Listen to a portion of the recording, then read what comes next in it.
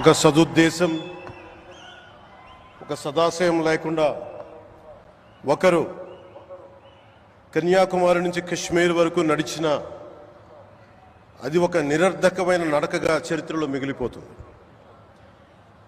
కానీ ఒక సదాశయంతో ఒక సత్సంకల్పంతో ఇంకొకరు కన్యాకుమారి నుంచి కశ్మీర్ వరకు ప్రజలందరితో మమేకమై వారందరినీ ఏకతాటిపైన నడిపిస్తే అది ఆత్మనిర్భర భారత్ అవుతుంది.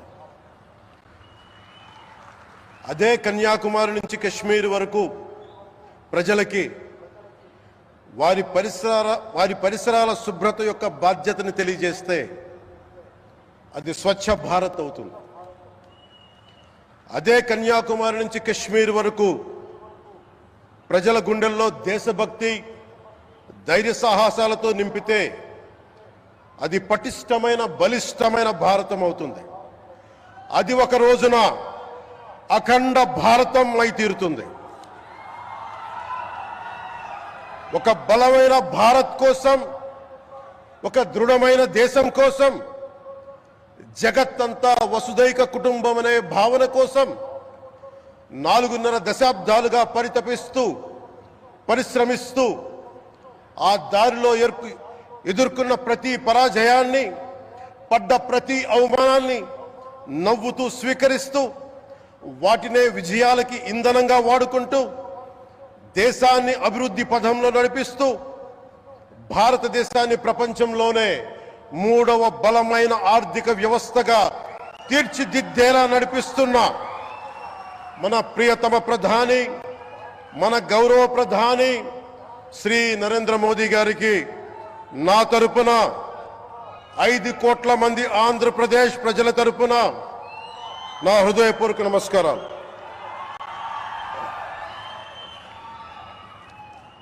విద్యార్థి నాయకుడిగా రాజకీయాల్లో ప్రవేశించి రెవెన్యూ మంత్రిగా, ఆర్థిక మంత్రిగా మొదలై తెలుగుదేశంకి రథసారథి అయి 4వసారి ముఖ్యమంత్రి అయి తెలుగు ప్రజల్ని అభివృద్ధి పదంలో నడిపిస్తున్న దార్శనికులు, రాజకీయ ఉద్దండులు గౌరవ ముఖ్యమంత్రి శ్రీ నారా చంద్రబాబు నాయుడు గారికి నా హృదయపూర్వక నమస్కారం.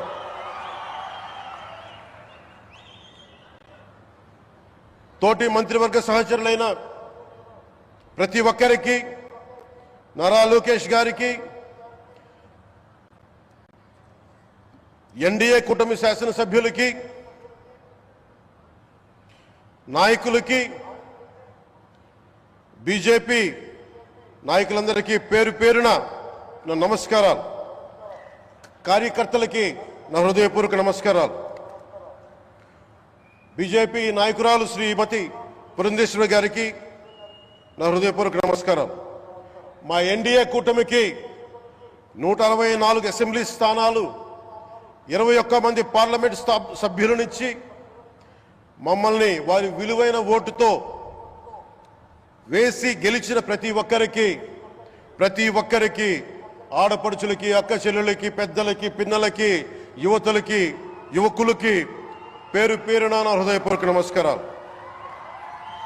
ప్రజలు ఎన్డీఏ ప్రభుత్వాన్ని నమ్మారు, నిలబడ్డారు.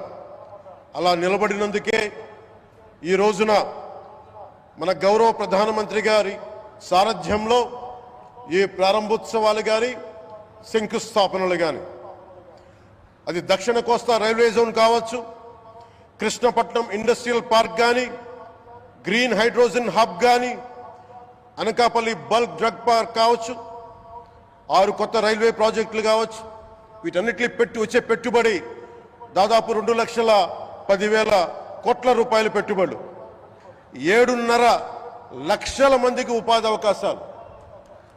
అవినీతితో కూరుకుపోయి ఉపాధి అవకాశాలు లేక, ఉద్యోగ అవకాశాలు లేక విలవిల్లాడుతున్న సమయంలో మీరు నిలబడ్డారు.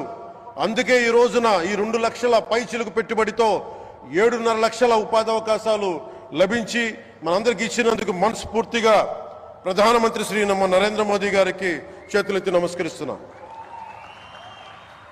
ఇవి కాకుండా కొత్త హైవేల నిర్మాణం విస్తరణ, అలాగే అమరావతి రాజధానికి పెట్టుబడులు, పోలవరంకి నిధులు, 15th ఫైనాన్స్ కమిషన్ నిధులు కానీ, జల్ జీవన్ మిషన్ కోసం ప్రతి ఇంటికి నీరు, రక్షిత మంచినీరు రావాలి ఆయన ఆకాంక్ష, ఆయన ఆశయం.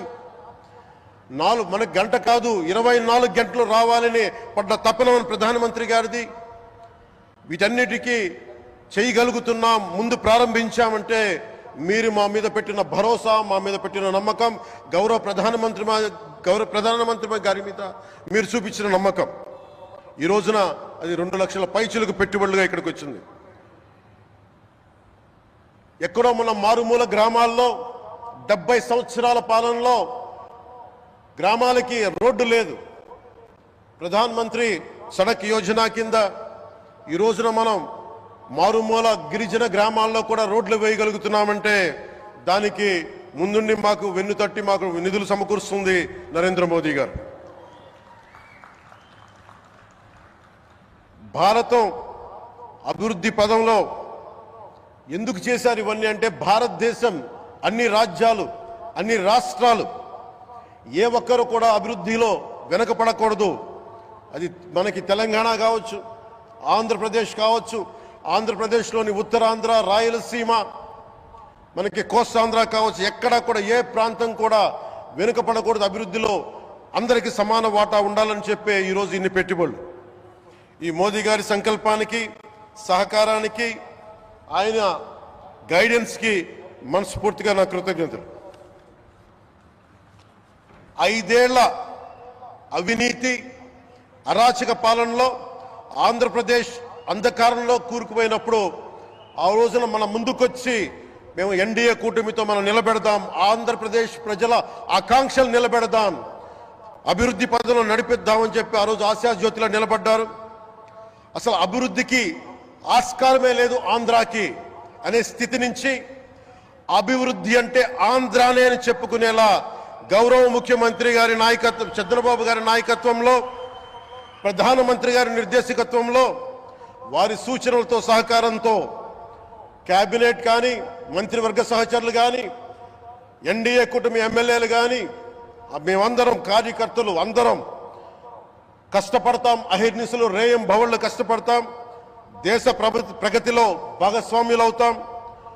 మేము ప్రధానమంత్రి గారికి అండగా ఉంటామని తెలియజేసుకుంటూ, ఆంధ్రప్రదేశ్లో ఉన్న ఆంధ్రాకి వెలుగుతో నింపుతున్న మీ నిండు హృదయానికి నా హృదయపూర్వక కృతజ్ఞతలు తెలియజేసుకుంటున్నాను. మరోమారు మీ అందరికీ ధన్యవాదాలు తెలుపుకుంటూ, నమ్మకం పెట్టారు. మీరు పెట్టిన నమ్మకానికి ఈ రోజున 2 లక్షల పైచిలకు పెట్టుబడులు తీసుకొచ్చాం. ప్రధానమంత్రి గారు ఉండటం వల్ల, సమర్థవంతులైన చంద్రబాబు గారు ఉండటం వల్ల మేమందరం నేర్చుకోవడానికి, పనిచేయడానికి సంసిద్ధంగా ఉన్నాం.